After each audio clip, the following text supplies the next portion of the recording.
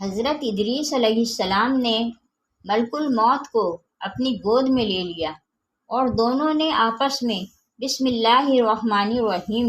سیدنا ادریس علیہ السلام ایک دن اپنے کام سے فارغ ہو کر بیٹھے تھے کہ ملک الموت آدمی کی صورت میں مہمان کے طور پر رات کو حضرت ادریس علیہ السلام کے دروازے پر آ پہنچے۔ حضرت ادریس علیہ السلام صائمہ القادر تھے۔ جب شام ہوتی افطار کے وقت آپ کا کھانا بہشت جس قدر چاہتے کھا لیتے، باقی کھانا پھر بہشت میں چلا جاتا ہے۔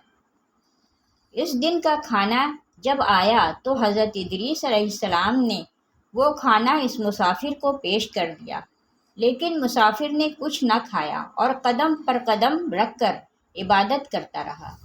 حضرت ادریس علیہ السلام ان کا یہ حال دیکھ کر متاثر ہوئے کہ یہ کون شخص ہے۔ اگلے دن حضرت ادریس علیہ السلام نے ان سے کہا، اے مسافر، تو میرے ساتھ چل کر خدا کی قدرت صحرا میں جا کر دیکھ۔ تب دونوں بزرگ گھر سے میدان کی طرف نکل پڑے۔ جاتے ہی جاتے گندم کے کھیت میں جا پہنچے۔ ملک الموت نے کہا کہ چلو چند گوشے گندم کے لے کر دونوں کھاتے ہیں۔ حضرت ادریس علیہ السلام نے فرمایا، عجیب بات ہے، رات کو تو نے حلال کھانا نہ کھایا، اب حرام کھانا چاہتا ہے۔ یہ وہاں سے دونوں بزرگ دوسرے باغ میں پہنچے اور وہاں بھی انگور کو دیکھ کر حضرت اسرائیل علیہ السلام نے کھانے کا قاصد کیا۔ حضرت ادریس علیہ السلام نے فرمایا کہ غیر کی ملکیت میں تصرف حرام ہے۔ پھر جاتے جاتے ایک بکری دیکھ کر حضرت اسرائیل علیہ السلام نے کھانے کا ارادہ کیا۔ حضرت ادریس علیہ السلام نے کہا کہ بیگانے کی بکری کو ذبح کر کے کھانا ممنوع ہے۔ اس طرح 3 روز تک دونوں باہم گفتگو کرتے رہے۔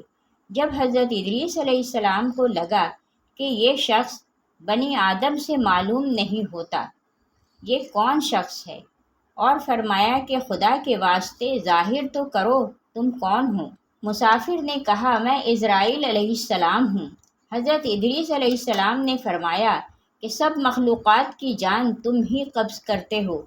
انہوں نے کہا کہ ہاں۔ ادریس علیہ السلام نے فرمایا، تم شاید میری جان قبض کرنے آئے ہو۔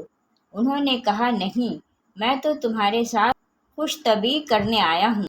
حضرت ادریس علیہ السلام نے کہا کہ 3 دن سے تو میرے ساتھ ہے، کیا اس وقت میں بھی تو نے کسی کی جان قبض کی ہے؟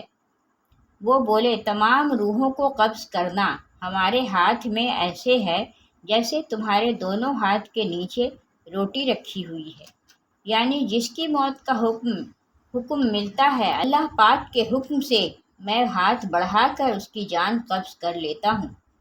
اور بولا، اے حضرت ادریس علیہ السلام، چاہتا ہوں کہ تیرے ساتھ رشتہ داری قائم کروں۔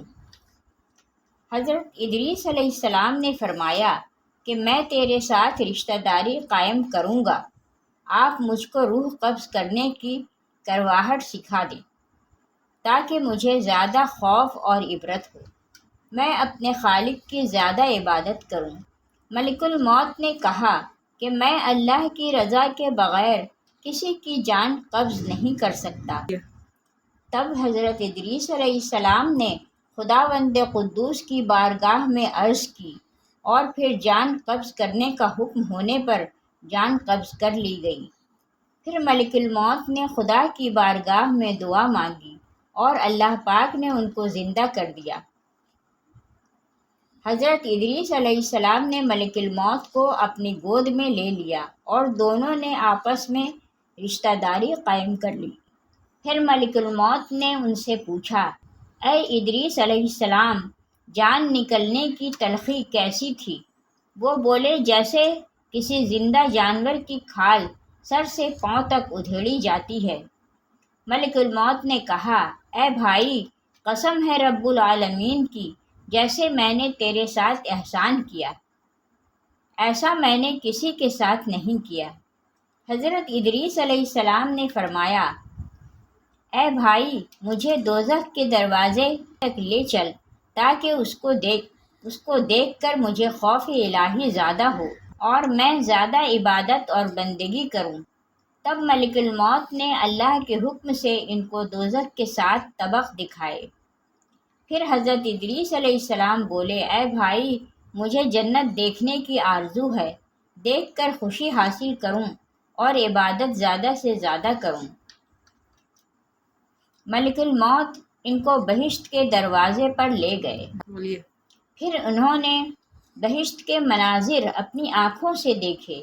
پھر کہنے لگے، اے بھائی، میں جان کی تلخی سہ چکا ہوں۔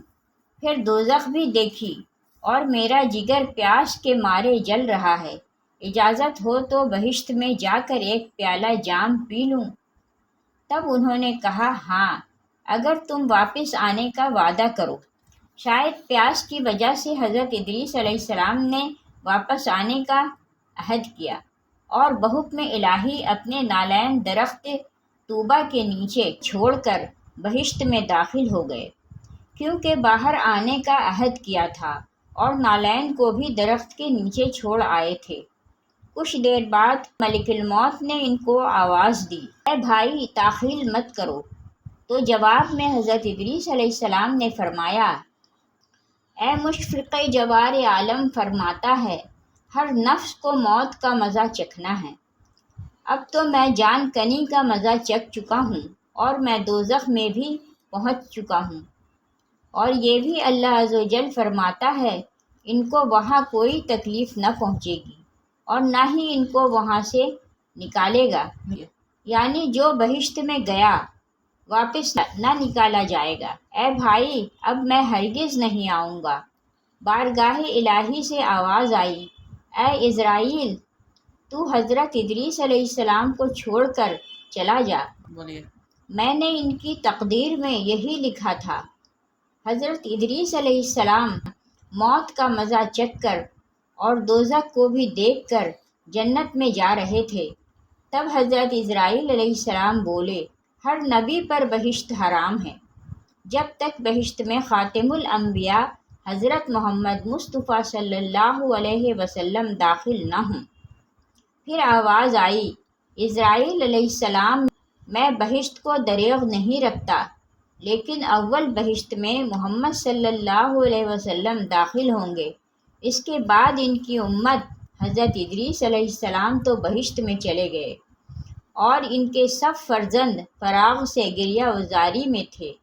ایک دن ابلیس ان کے پاس آیا اور کہا، تم رویا مت کرو، میں تمہارے باپ کی سی ایک صورت بنا دیتا ہوں، تم اس کو شب و روز دیکھا کرو اور پوجو، اس سے تمہارا سب درد اور دکھ ختم ہو جائے گا اور تب تم سب خوش رہو گے۔ اب ابلیس لعین نے ایک ایسی صورت بنائی کہ حضرت ادریس علیہ السلام کی شکل اور بت میں کوئی فرق نہ تھا، اور وہ لوگ اس صورت کو پوجا کرتے تھے، یہاں تک کہ رفتہ رفتہ بت پرستی تمام عالم میں پھیل گئی۔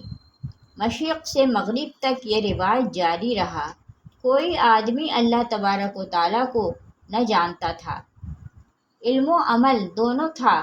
بعد میں خدا تعالیٰ نے حضرت نوح علیہ السلام کو ان پر پیغمبر بنا کر بھیجا تاکہ ان کو ہدایت کی راہ بتائیں۔